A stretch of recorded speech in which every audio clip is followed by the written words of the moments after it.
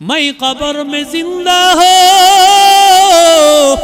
कब्र से बाहर निकालो आमी कब्र जिंदा कब्र থেকে বাহির করো আল্লাহর বান্দা মনে মনে চিন্তা করলেন আমি হয়তো সারা দিন থেকে না খাওয়া হয়তো আমার শব্দ দূষণ কানের মধ্যে হচ্ছে এমনিতেই কোনো আওয়াজ পায় কিন্তু বারবার নামাজের মধ্যে তিনি আওয়াজটা পাইতেছেন এইভাবে তিনি নামাজটা শেষ করলেন নামাজ শেষ করার পর আল্লাহর বান্দা এবার তালাশ করতেছেন কোথায় এই আওয়াজটা পাওয়া যায় তিনি দেখলেন হ্যাঁ কোনো একটা কবর থেকে আওয়াজ আসতেছে অনেকক্ষণ পরে তিনি কবরটা চিহ্নিত করতে পারলেন এবার ভালো করে সাহস করে কানটা লাগাইয়া কবর থেকে তিনি স্পষ্ট আওয়াজ শুনতে পান কে যেন বলতেছে मैं कब्र में जिंदा हो मेरे कब्र से बाहर निकालो আল্লাহর বান্দাই খবর জানাইয়া দেয় এলাকার মধ্যে খবর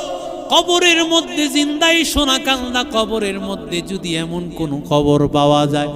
শুধু সোনাকান্দা এলাকা কেন নারায়ণগঞ্জ কেন ঢাকা থেকে চট্টগ্রাম পঞ্চগড় থেকেও মানুষ আসবে কিনা জোরে বলে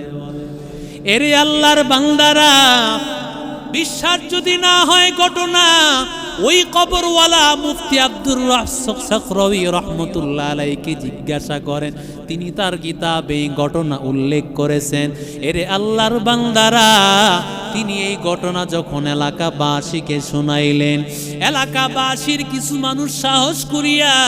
তারা কবরস্থানে কান লাগাইয়া তার মতো শুনলো স্পষ্ট আওয়াজকে যেন বলতেছে আমি কবরে জিন্দা কবর থেকে বাহিরে উঠাইয়া না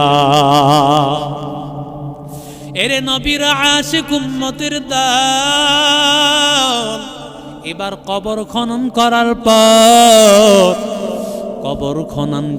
খনন করার পরে তাকাইয়া দেখে ওই কবরের মধ্যে কোনো মানুষ নাই একটা কঙ্কালের মতো দেখা যায় কোনো গোশত দেখা যায় না এবার আল্লাহর বান্দি ওই মহিলা ডাক দিয়ে বলেন मेरे घर से কাপড় ले आओ আমার ঘর থেকে একটা কাপড় নিয়ে আস দৌড়াইয়া কাপড় নিয়ে আসলো শরীরে কোনো কাপড় নাই সবাই চিন্তা করলো সে কবর থেকে বের হইলেই তাকে আমরা ধরব জিজ্ঞাসাবাদ করব কি হয়েছে তার অবস্থান সব কিছু জিজ্ঞাসাবাদ করব কাপড়টা দেওয়ার পরে কাপড়টা পরিধান করিয়া সাথে সাথে কবর থেকে একটা দৌড় মারিয়া তার ঘরে চলে গেল শুধু ঘরে যায় নাই ঘরে গিয়া তার ঘরের দরজাটা লাগাইয়া দিল ঘরের দরজাটা লাগাইয়া দেয় ঘরের দরজা খুলে না মানুষেরা বলে দরজা খুলো কয় না না দরজা খুলবো না তোমরা আমাকে দেখতে পারবে তোমরা দেখে আমাকে সহ্য করতে পারবা না সাহসী কিছু যুবক ওই তার কিছু আত্মীয় স্বজন বলে খোল মা তুই দরজাটা খোল তোরে একটা নজর দেখবো এবার দরজাটা খুলিয়া দেওয়ার পরে কাপড় আবৃত অবস্থায় চেহারাটা ঢাকা ডাক দিয়া ওর আত্মীয় স্বজনেরা বলে তুই তোর চেহারাটা দেখা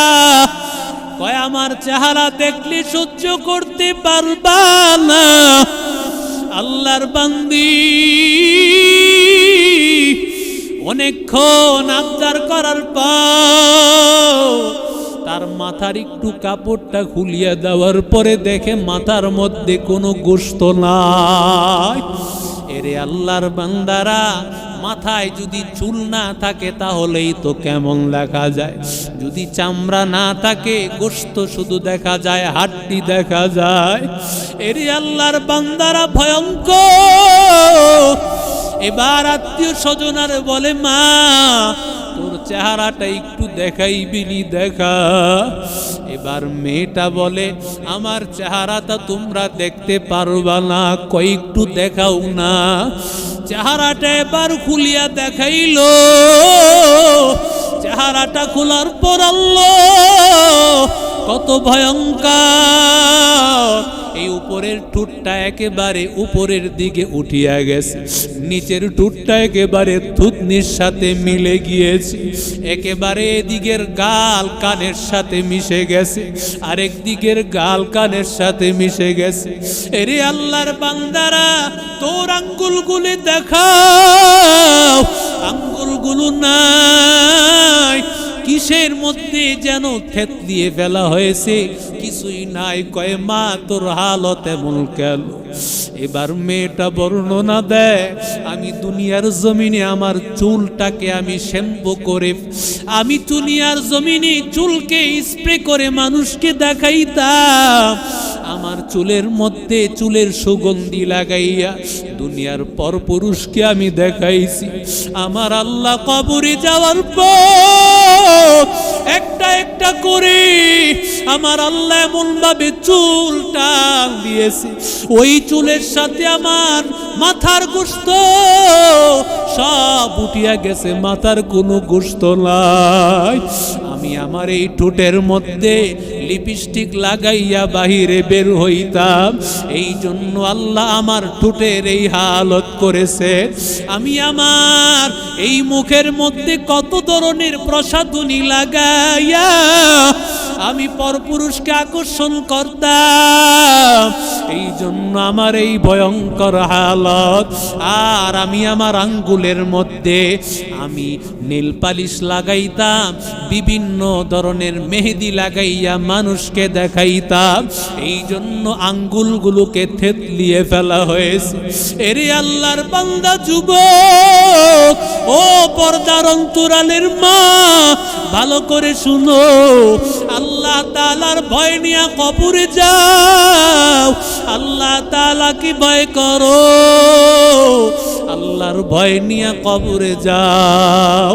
আল্লাহ তাআলা বলেন ফাত্তাকুল্লাহ, আল্লাহ তাআলাকে ভয় করো, ওয়াতুবু ইলাল্লাহি জামিআন আইয়ুহাল মুমিনুন, ও দুনিয়ার মানুষেরা আল্লাহর কাছে তওবা করো। এতদিন বেপরদায় চলছ, আর বেপরদায় চলবা না,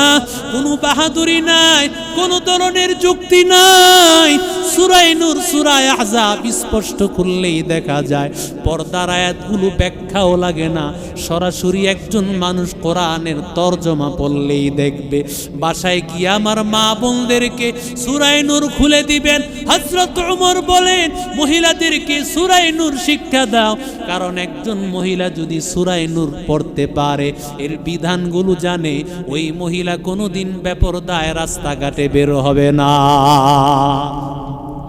আল্লাহ বলেন ফাতাবিরু ইয়া উলিল আবসার। এই বর্ণনা দিয়ার সাথে সাথে ওই মহিলা অজ্ঞান হয়ে আবার দুনিয়াতে পড়ে, আল্লাহর বান্দি বিদায় হয়ে গেল, আবার তাকে দাফন করা হয়। এরে আল্লাহর বান্দারা, ওই কবর থেকে উঠে আল্লাহর বান্দি দুনিয়ার মানুষকে কি মেসেজ দিয়া গেলেন? ও দুনিয়ার যাদের ভিতরে আকল আছে, আল্লাহ যাদের ভিতরে বিবেক দিছে, তারা জ্ঞান বুদ্ধি নিবে, তারা এখান থেকে উপদেশ নিবে, আর যাদের বিবেক বুদ্ধি নাই, তারা এখান থেকে উপদেশ নেওয়ার কিছুই পাবে না। এরে আল্লাহর বান্দারা, এই জন্য যুবক, আল্লাহর ভয় নিয়ে কবরে যাও,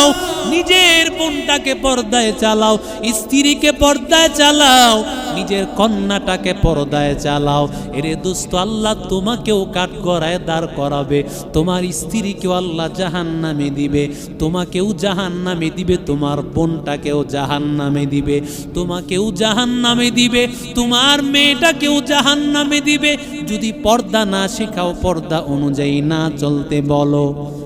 এই জন্য পর্দা নিজে মানবো, আমার ঘরওয়ালাদেরকে পর্দা শিখাবো, রাজি আছি? আরো জোরে বলেন। আল্লাহ আমাদের সবাইকে পর্দা মেনে,